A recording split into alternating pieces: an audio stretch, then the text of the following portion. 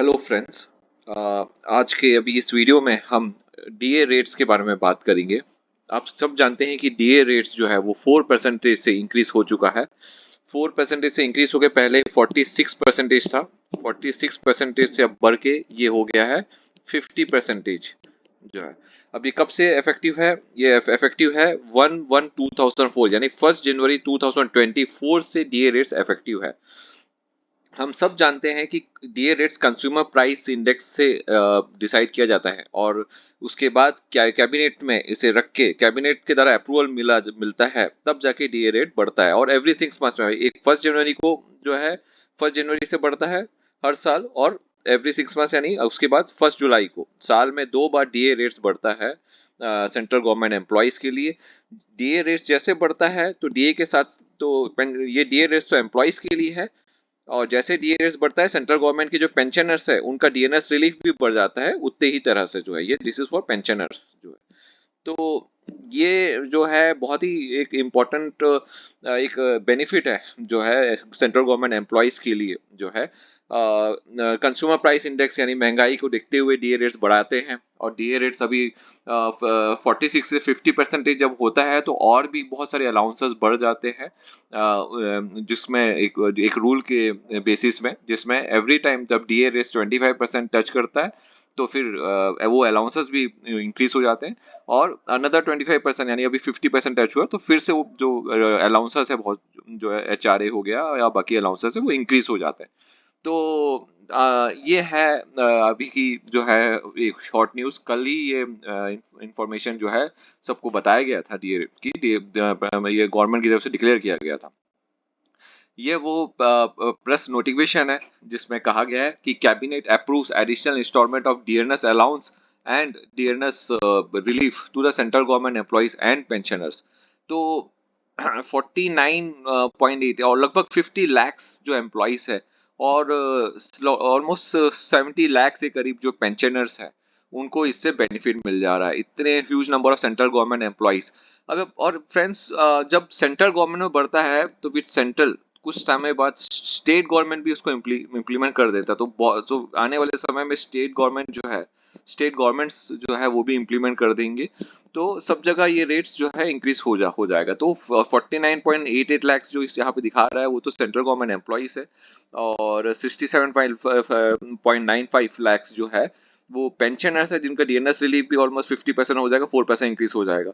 Total इसका जो expenses है वो 12,868 करोड़ का है जो है टू द एक्सचेकर यानी फॉर द जो है टैक्स पेयर्स को।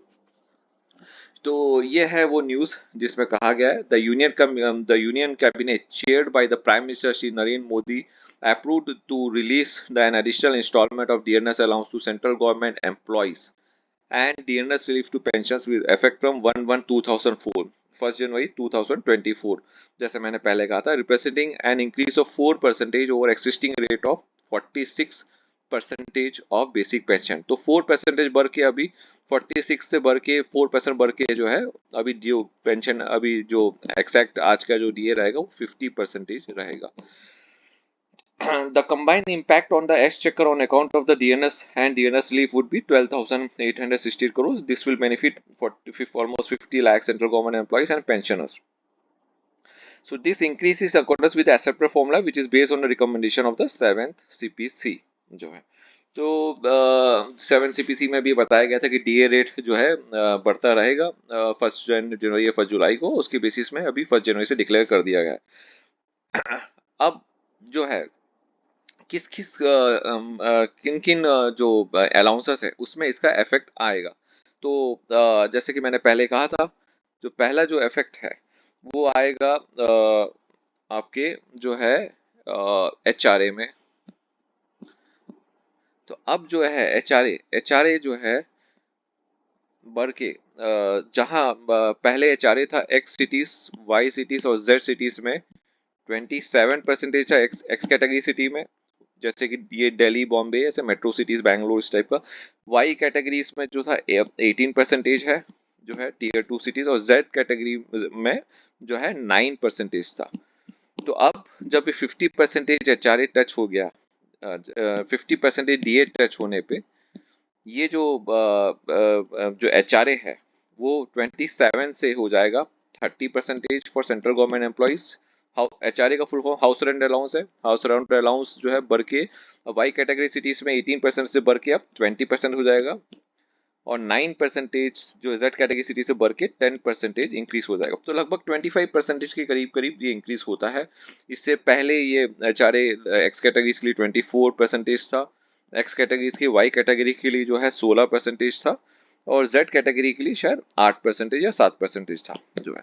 तो अब ये आज के डेट में एक्सिस्टिंग ये है HRA जो है 27, 18, 19 जो बढ़ के हो जाएगा अब 30, 10, 20 और 10%।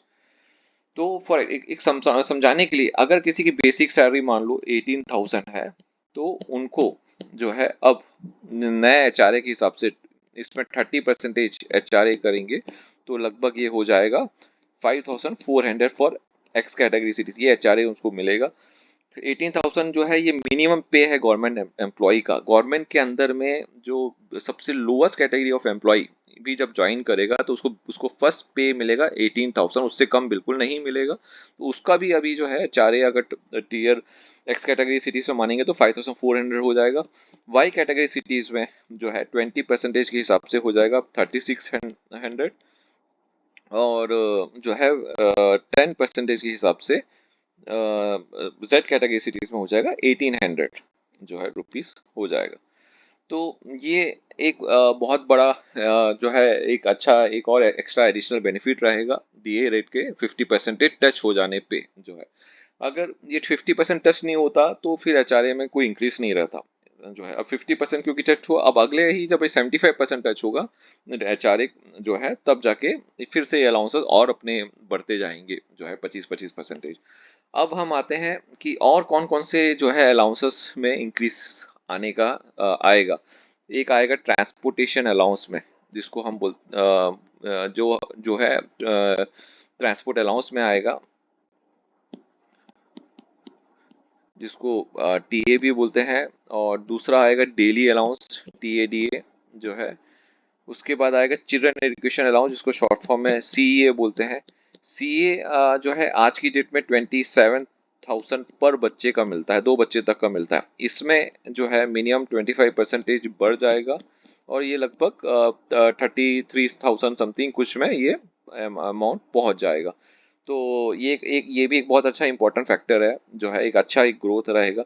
ट्रांसपोर्ट अलाउंस जो है वो भी बढ़ जाएगा। इवन लोकल जो ट्रैवल ट्रांसपोर्ट अलाउंस जो अभी 24 रुपीज़ पर किलोमीटर मिलता है, 24 रुपीज़ पर किलोमीटर मिलता है ट्रैवलिंग में, जो है बाई रोड में ट्रैवल करने में। तो ये भी इंक्रीज होके जो है 24% से बढ़ के 30 रुपीज़ पर किलोमीटर हो जाएगा, ₹30 पर किलोमीटर हो जाएगा। तो चिल्ड्रन एजुकेशन अलाउंस में 27,000 से बढ़ कर 25% बढ़ के एक अच्छा खासा अमाउंट 30 जो है कैलकुलेट करके जो अमाउंट पहुंचता है वहां पे पहुंच जाएगा। उसी तरह जो है जो लोकल ट्रैवल अलाउंस के लिए जो बाई रोड ट्रैवल अलाउंस की 24 रुपीज़ है वो 30 हो जाएगा। इवन ऑटो में जो ट्रैवल करने के लिए जो 12 रुपीज़ था पर किलोमीटर, वो भी बढ़ के अभी ₹15 रुपीज़ किलोमीटर हो जाएगा। तो इस तरह आने वाले समय में रिटायरमेंट जो ग्रेचुइटी है वो भी थोड़ा सा इंक्रीज हो जाएगा जो है, क्योंकि ये 50% पहुंचने पे। तो ये सारी और भी काफ़ी अलाउंसेस में अब चेंजेस आने वाले टाइम पे दिखेंगे आपको जो है। तो मेजर जो है वो है एच आर ए जो है। सेकंड नंबर पे है चिल्ड्रन एजुकेशन अलाउंस। फिर है लोकल ट्रैवल TADA में इंक्रीज आएगा। तो ये है कुछ और बेनिफिट्स जो साथ ही साथ HRA के जो DA के 50% पे पहुंचने पे सेंट्रल गवर्नमेंट एम्प्लॉयज को मिलता है।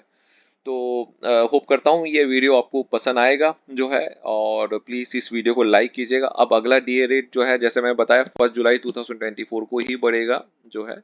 और और भी आने वाले वीडियो में मैं और भी जो है गवर्नमेंट रूल्स रेगुलेशंस के बारे में जो है आपको और इन्फॉर्मेटिव वीडियोस आपके सामने लाते रहूँगा। इस वीडियो को लाइक एंड सब्सक्राइब कीजिएगा जो है चैनल को, एंड वीडियोस को शेयर कीजिएगा। Thank you.